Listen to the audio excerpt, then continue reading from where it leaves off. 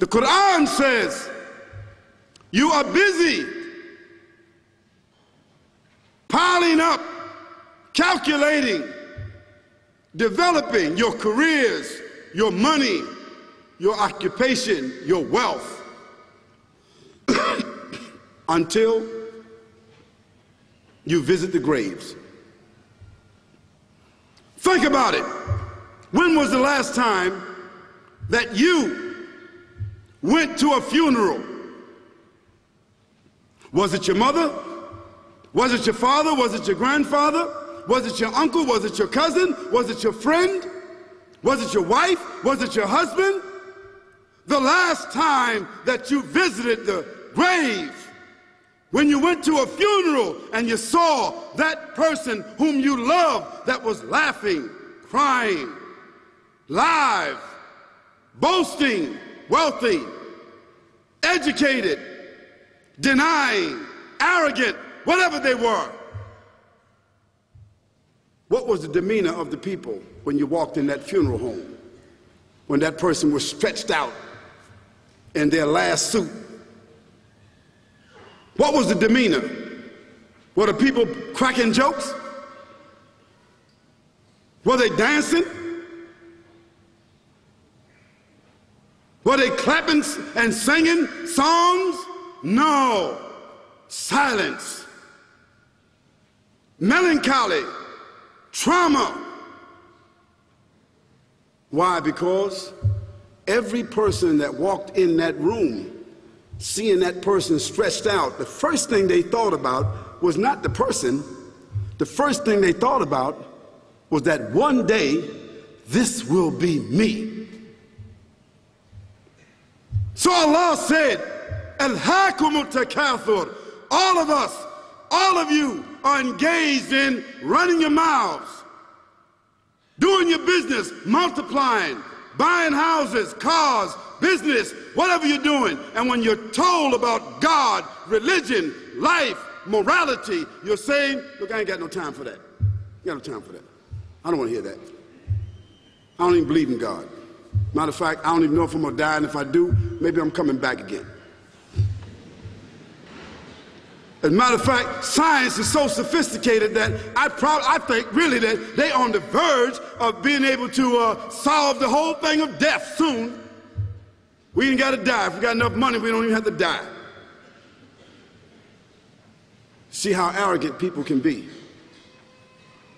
until they visit the funeral house. And then after you go to the funeral house, if you got the guts, if you're able to do so, you go to the grave. And now this is another scenario. And you say to yourself, is that it? I mean, 50, 60 years, scraping, struggling, scheming, lying, stealing, fornicating, jumping up and down, begging, working, and this is the end of it? I mean, is this what's going to happen to me? Are they going to be dropping me into a hole in the ground? A hole in the ground, the same hole that a cat digs after it defecates. Just a little deeper.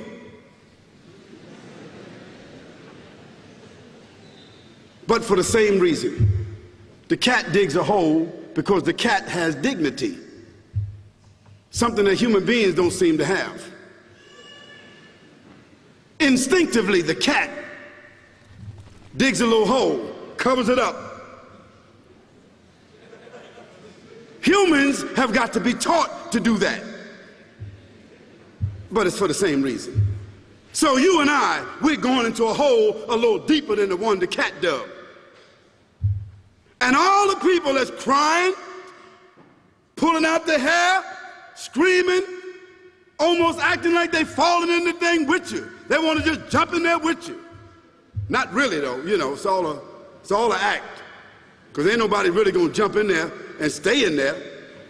They don't love you that much.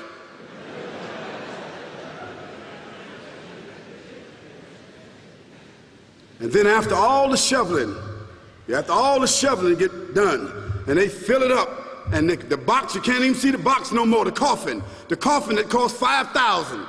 I don't know what did they burn somebody in a $5,000 coffin for?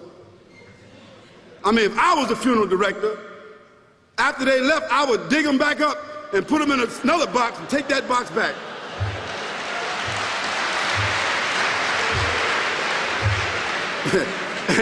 and honestly, I'm telling you, that's what they do. Yeah. So after all the money and all the drama, and they dig that hole and put you in there and cover you up, and everybody goes back to the place, go back to mama's house or daddy's house or whoever's house, and we cook some chicken or whatever it is, and we do a little dancing and drink some scotch and forget all about that person, and then we want the lawyer to come now and talk about, divvying up the spoils. So if that woman who died had a husband, somebody else gonna marry him, you know that. And that man who died, that woman, in about 6 months or a year of grieving or whatever it is, she gonna come to understand that she needs somebody else to be with, so she gonna marry somebody. So that means if his suits are still in the closet and he can fit them, who gonna wear them? So it really means that after all this time, and the people walk away from that grave, it's over. What about that person in the grave? What's happening? Because you know and I know that death is almost like sleeping. Death is like sleeping. Your body is gone. Your body is dead. Your spirit is gone, but your consciousness is there. Yes, brothers and sisters, you and I are going to know when the people put us in that box and put us in the grave. We are going to know.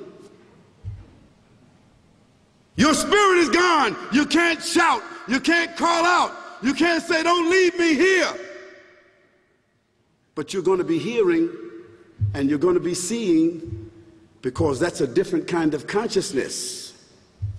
But you can't move. And in that grave, this is when the real trauma is going to begin. Because there's a reason for humans to go inside the grave. If the Creator wanted to, he could have caused us to live and then disappear into the atmosphere. But he didn't. He caused us to go into another womb called the tomb. You started out in the womb of your mother, and you wind up in the womb of the earth called the tomb. From the womb to the tomb.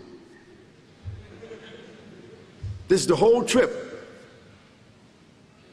And this is what you have to think about. That grave is going to be a place of drama and trauma. A place where you're going to be questioned before you're resurrected.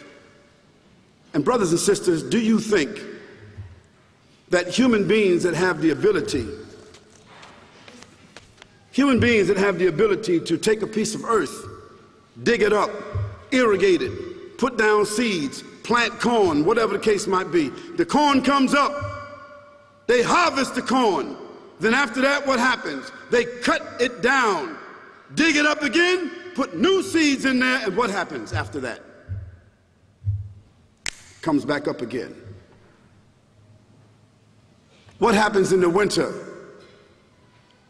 All the leaves fall off the trees and the earth goes dead. And what happens in the springtime? The water comes, generates the earth again, germinates all over again, new grass, new leaves, new flowers, new fruits. So Allah says, and a sign for them is the dead earth. After that, we give it life. And then you eat the fruits from that. So Allah says, the one who gave you life in the beginning, is he not able to give you life all over again in order to judge you? Yes, certainly. You may want to deny it because you don't want to be judged.